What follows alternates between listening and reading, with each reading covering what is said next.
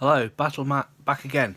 So, with my English Civil War project almost completed, I've just got a couple more units to do to finish up my regiments, and I'm almost finished on that. So I should be kind of going through and giving you a bit of a overview of those in maybe a week's time or so. I thought I'd start looking at some rules to go with the ECW period. Now we all know Pike and Shot, Pikeman's Lament, and a few other sets of rules, but this is one that I downloaded a while ago, and I've never played it, but I intend to do a battle report on it in about a week's time. So I'm going to just run through these rules today, and if you've never seen them before, they are quite interesting. I quite like them, and although I've had them downloaded for a while, I've never really had a good read and kind of printed them off. So this is Victory Without Quarter. It's by Clarence Harrison. Okay, and basically they are fairly quick play, fairly narrative rules for English Civil War. Now, essentially, they use a very similar system to Sharp's Practice, okay, where you get a deck, okay, an order deck, and on the order deck, basically you've got, one group, one card for each unit in the game, okay. So you've got horse 1, okay, so the orange horse, foot 3, okay, which is purple unit. So basically I divided my cards into the orange army and the purple army, okay, and so depending on which card comes out on top, that depends on who gets to act first. Okay, so very similar to Sharp Practice in that sense. Now I've made these cards myself and laminated them so I can use them with the game. So there are no cards that come with the PDF. You kind of have to make your own. So what cards are there? Well, there are cards for all the different units. So you need one card for each infantry unit. You need one card for each cavalry unit. You need one card for each brigadier, who is the commander of a group of units, and you need one card for the commander-in-chief of each army. Okay. In addition, you have 2 artillery cards. Okay. Now the artillery cards, basically when they come out, all of the artillery shoot on both sides, okay, shoot or move, okay, so artillery all act together on both sides, okay, and in addition to that there is a turnover card as well, if I can find it. So basically the turnover card means that the turn is over, okay, so when that comes up you basically reshuffle the deck and you start again, okay. In addition, there is also a reload card. There are 2 reload cards, and basically a reload card means that if you followed a volley, okay, you put a reload marker next to the unit that fired a volley. You get +1 when you fire a volley, okay, and it can't fire a volley again until a reload card comes up, and then they can remove the reload marker, they can reload, and they get the advantage of firing a volley, which is basically +1 when they shoot. Okay, so they're the basic cards. In addition to those, you can also add lots of kind of event cards as well. And if I flick straight to the back of the PDF, you can see it's quite small. Lots of things can happen, okay, in terms of the event cards. So you could make all of these as well. So wounded, the commander-in-chief is wounded. Unhorsed, the commander-in-chief is unhorsed. Okay, brigadier cards, dashing hero, he gets to issue 2 orders instead of 1 to a unit. Okay, so you could include all of these in order to kind of spice up the game a little bit, but I've just stuck with the basic cards to begin with. So it's a card draw system. Okay, so the artillery go. Okay, all turn over straight away. Okay, card draw system, which gives you the indication of who acts and when. Okay, so what do you do when you get a card, when a card comes up? You get to do one of 2 things. You can either move, okay, or you can fire. Now, movement is a big part of this game, okay? Basically, everything that happens is part of your movement. So you can do several things. You can hold, where you stay still, okay, which you might want to do if you're being charged, All right, that's also a reaction to a charge. You can move, okay, and in this game, foot move 4 inches, horse move 8 inches, cuirassiers move 6, and a limbered light gun moves 6. Okay, you can move in a column. Okay, you can maneuver. If you're in a march column, you can move double movement. If you move through obstacles and terrain, it's half movement. Okay, or you can move into a pike stand. Okay, which allows you to defend yourself against charges. All right, makes you more defensible, but actually reduces the firing power of your muskets. Or you can charge, so you can have a charge move where you go straight into an opposing unit. Okay, so basically, hold, move, maneuver into either a march column, a line, open order, or a pike stand, or charge. Okay, or fire. Okay, so very simple but effective, I think. So how is it organised? Well, you can probably see from these diagrams that it's quite a small unit army, really, in that basically it stands, a number of stands. So a foot stand is basically, you can have between 5 and 6 models. Now mine have all got 4 on, so it doesn't really matter how many models you have on a stand, I don't think. They do have base sizes here, but I don't really think it matters at all. 60 by 60, mine are all 40 by 40. It doesn't really matter because the way that the wounds are organised in this is it's casualty markers based on the number of stands that you've got. So a foot regiment has 3 stands, so pike in the middle and 2 musket stands either side. Okay. A commanded shot has 2 stands, so basically 2 musket stands, okay, which is really simple to put together. If you play a lot of pike and shot, you'll have lots of stands of muskets and pikes. Okay, horse is 2 stands. I usually group my horse in groups of 2, so I would have probably 4 horse would be a squadron of horse for me.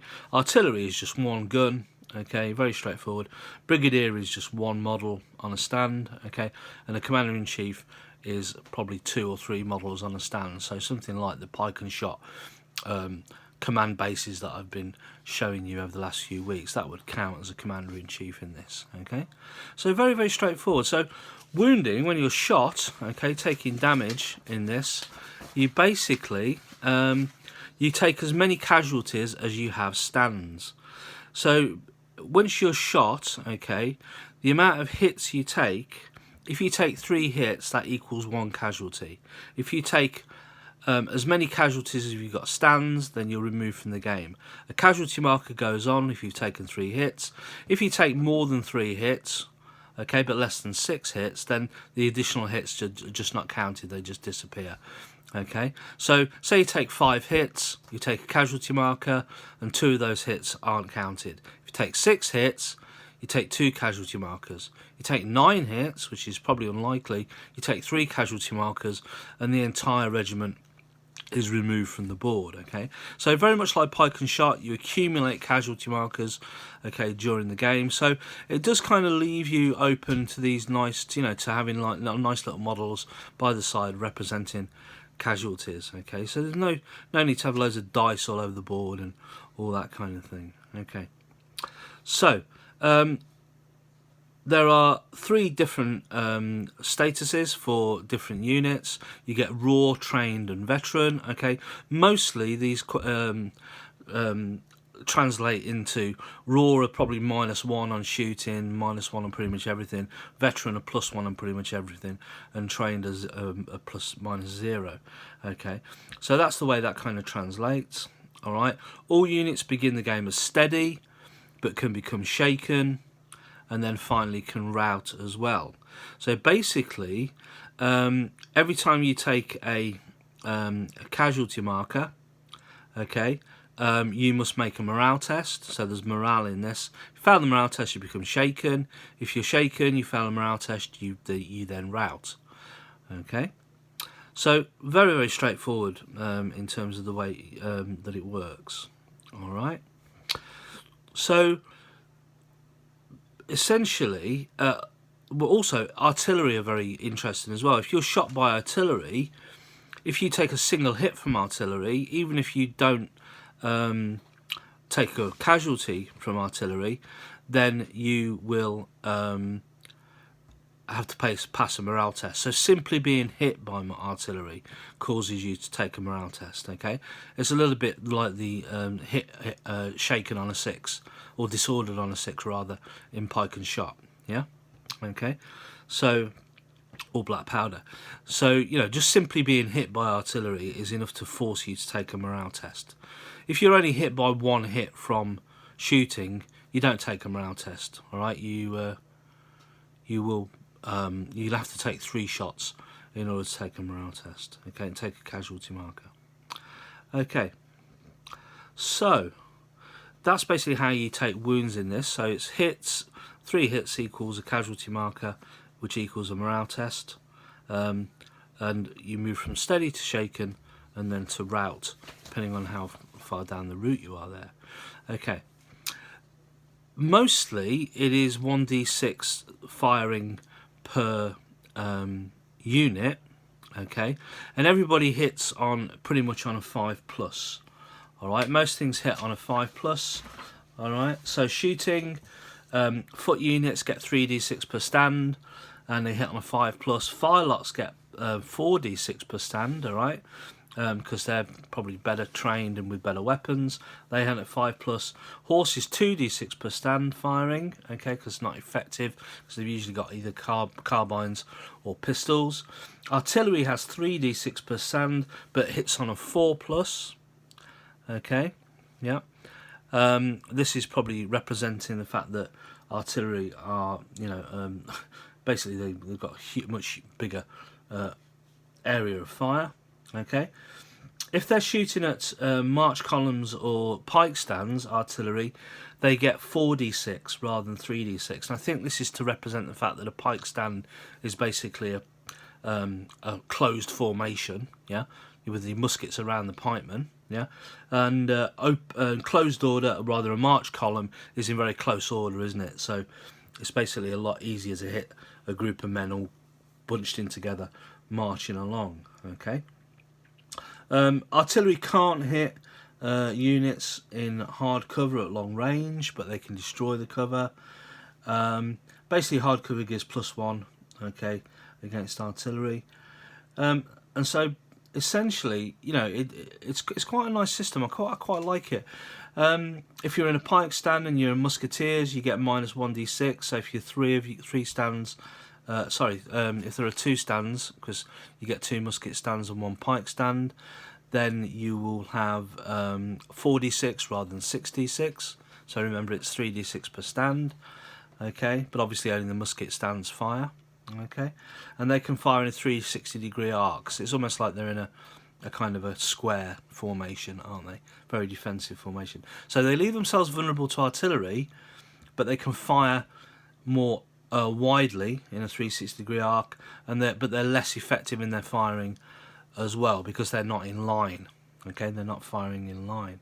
Okay, so I quite like, they seem to have represented different positions and different manoeuvring in quite a very simple and effective way, and this is something that I've been looking for a while, where the positions of the units actually, and the formations of the units actually have some kind of effect on the game and on the responses of the different weapons. Okay, the artillery and the guns. Okay, so obviously you shoot with artillery or with pistols or with muskets. Okay, so ranges are quite straightforward. Foot, okay, basically have a long range of 9 to 12, medium 5 to 8, short 0 to 4. Horse basically have to enter into short range and fire pistols before retiring. So that what's it called, colliery or something? The calorie. The way they kind of move in, they trot in, don't they? Shoot their pistols and then ride away in that sequence. Okay, so a little bit like that. Obviously, guns are a lot longer, so 36 range at extreme range for a field gun, and 18 inches for a light gun. Okay, Things such as shaken will reduce your ability. So if you're shaken, you're down to 2d6 to hit. Okay, so that will you know, if steady, which is the best position you want to be in as a unit, you get 3d6 per stand. Shaken, you only get 2d6 per stand. So your effectiveness at shooting, at hitting, and your effectiveness at your basically your power to hit, your damage that you do, is reduced as well. Okay, volley fire gives you +1. Okay, so this is where you're kind of prepared, but as I say, you get a reload marker once you give your volley fire. Okay, so basically you can still continue to fire, but you don't get a volley fire, so you're not kind of standing, taking aim, firing in that kind of very precise way. Probably that came a lot later with the British at Waterloo, didn't it? That kind of trained firing. You don't really get that in the English Civil War that much, but you know, volley fire is kind of that trained fire. Okay, prepared fire, isn't it? And a reload marker goes on your unit if you use volley fire, and then you can't use volley fire again until the reload card comes out of the deck. Okay. And there are 2 of those, so your army might get both of those. Okay, they're not specific to the different whichever side. There's just 2 of them, and you could get both. And that is a little bit like the reload for never mind the billhooks. Yeah, in that the archers get a reload card as well. Okay, so that's more a reload in terms of they're running out of arrows. Okay. So melee is quite straightforward. Basically, if you want to enter into melee, you give a charge order as a movement. Okay, so when an order card comes out for your unit, you say it's going to charge. Okay, it's got to be in range of the target. Okay, it makes a normal move and enters into combat. So responses to combat in melee, you can either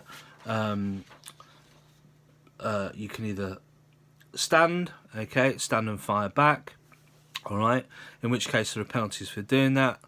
Basically, this is quite an interesting one where you stand and fire back. Essentially, you roll 2d6 for foot and 1d6 for horse, and that's the distance at which you're firing.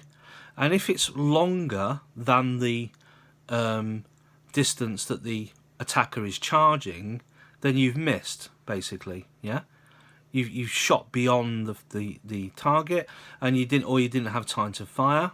Okay. So it could be higher than 12. So 2d6 is 12, and raw troops add 2, so they could roll 14. So they fire too soon. In other words, they've kind of just shot their bolts really quickly before the charger even comes in. Okay, and so if the fire results in any hits, the charging unit is forced to make a morale test, with a failure indicating the charge falters. So you can slow the charge, stop the charge. Okay, if you can hit. If you stand and fire. Okay, so you can enter a pike stand. Okay, form a pike stand if you're attacked by horse. Okay, in which case the horse must take a morale test to complete the maneuver. You can evade. Okay, so men on horse can evade. So it depends on what unit you are. So if you're musketeers, you stand and fire. If you're pike and musket, then you form pike stand. If you're horse, you try to evade, or if you're horse, you could also countercharge as well. Okay, so take a morale test and countercharge, or you could simply stand and receive the charge if you think you're hard enough. All right. Artillery that is attacked basically are overrun and scattered. Okay, if contacted in a charge. If artillery are shaken, then they've probably taken damage, but artillery can't be routed. Essentially, they're shaken if they're shot at. Essentially, the idea is that they're losing their men, but then the gunner basically goes off, finds some more people to come and man the gun with him. So they can move back to steady from shaken. Okay. Not everybody has saving throws, which is quite interesting, which I quite like actually. So if you shoot at musketeers and they take hits, they take hits. They don't get saving throws. Okay. The only people that get saving throws in this, if they're shot at, are cuirassiers, horse at long range, okay, and artillery. Okay, they're the only ones that get saving throws in this, which makes sense to me. Okay, when shot at, and in combat, the only people that get saving throws are pike if they're in steady formation. Okay, not shaken. They get a saving throw of 4+. Now that makes sense to me as well, because a pike block is a pretty strong unit. Okay, and deserves to get some saves in melee combat. Cuirassier again because of the armour that they're wearing, and horse, because a horse on a 6+, which is quite high, probably because they are they're quite big, strong creatures, aren't they, in melee? Okay, a man on a horse is quite a large, strong target. Okay, so on a 6, this is all on a D6. The whole game is D6s. Okay, so hopefully that gives you a little bit of an example of, and at the end is the morale tests. Okay, when you're called on to take a morale test, and as I said before, you know, veterans get +1. Brigadiers, if you've got a brigadier attached to your unit, you get +1. If you've got commander-in-chief in 12 bits, you get +1. If you're raw, you're -1. Shaken, -1. Per casualty marker, -1. Okay, unsupported, no friendly units within 6 inches, -1. Okay, so lots of kind of like nice little morale modifiers there. Okay, so that is basically it for Victory Without Quarter. Okay, so it's a nice little rule set, and the reason why I'm going through it today is I'm going to do a battle rep on this at the weekend, and I've almost, as I say, I've almost got all my English Civil War stuff painted up now. I've just got to base them over the next couple of days, and I'll be doing a battle report at the weekend on Victory Without Quarter, so keep an eye out for that. So thanks for watching, and what I'll also do soon, okay, just a little heads up on something else. This came in the post today as well. Tested Resolve, okay, if you might have seen this already. Tim Cooper and David Knight, I hope I got your name right, Tim. This is a Wars of the Roses rule system that's just come out. Okay, laminated a quick reference sheet today, and I haven't read this yet. It's literally just dropped through the door onto the doormat today when I got home from work, so I'll be reading this over the next couple of days, and I'll try and get a review of this up probably Friday night. Okay, and yeah, hopefully I'm one of the first people to review this, and it does look really nice. So this is Wars of the Roses. Okay, so my two favourite periods, ECW, Wars of the Roses. Okay, let's see how we get on. Okay, thanks for watching. Bye.